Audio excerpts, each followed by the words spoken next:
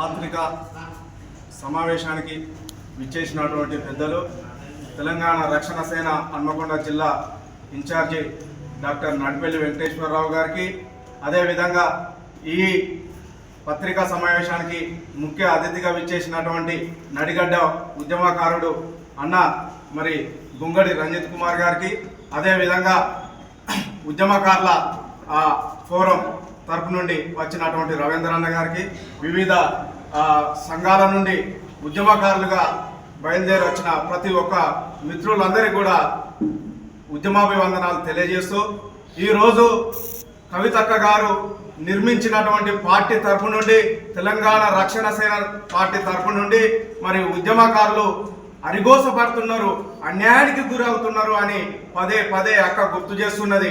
అయినప్పటికీ కూడా ఉద్యమకారులలో ఐక్యత లేకపోవడం వల్ల కొంత ఆలస్యం అవుతున్నది.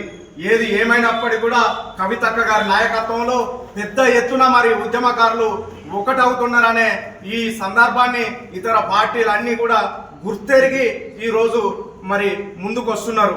కవితక్క గారి ఆధ్వర్యంలో ఉప్పల్ బగాయితులో ఉన్నటువంటి 400 ఎకరాల భూమిని ప్రతి ఒక్క ఉద్యమకారునికి ఇవ్వడానికి ఈరోజు కవితక్క ముందడుగు వేసింది. కాబట్టి ఈ గవర్నమెంట్ ఇక్కడ ఉన్నటువంటి ప్రభుత్వాలకు మేము ఒకటే హెచ్చరిస్తున్నాం. గతంలో బిడ్డ, మేము తెలంగాణ ఉద్యమంలో అనేక కేసుల పాలైనం, అనేక విధాలుగా నష్టపోయినాం, మా ఇంటి వ్యవస్థను కూడా పట్టించుకోలేనటువంటి పరిస్థితి ఈ రోజు ఏర్పడ్డదంటే ఆ రోజు మేము ఎంతో కొట్లాడి మా ప్రాణాలను త్యాగం చేసి అవసరమైన చోట మా రక్తపు చెమట చుక్కలను కూడా దారపోసినాం ఈరోజు. కాబట్టి ఏదైతే ఇతర రాష్ట్రాలలో, జార్ఖండ్ లాంటి రాష్ట్రాలలో మరి ఉద్యమకారులను గుర్తించి అక్కడ ఉన్నటువంటి ఉద్యమకారులకు ఏ విధంగా అయితే గవర్నమెంట్లో ఉద్యోగాలు కల్పించిందో ఆ సిస్టమ్ తేవాలి. ప్రతి ఒక్క ఉద్యమకారునికి ఈరోజు 250 గజాల భూమి ఇవ్వాలి.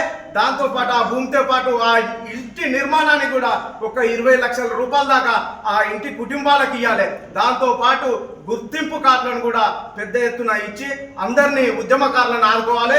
లేని పక్షంలో ఖచ్చితంగా మాకు ఉద్యమాలు కొత్త ఏం కాదు, విద్యార్థి ఉద్యమాలు మళ్ళీ నిర్మాణం చేస్తాం.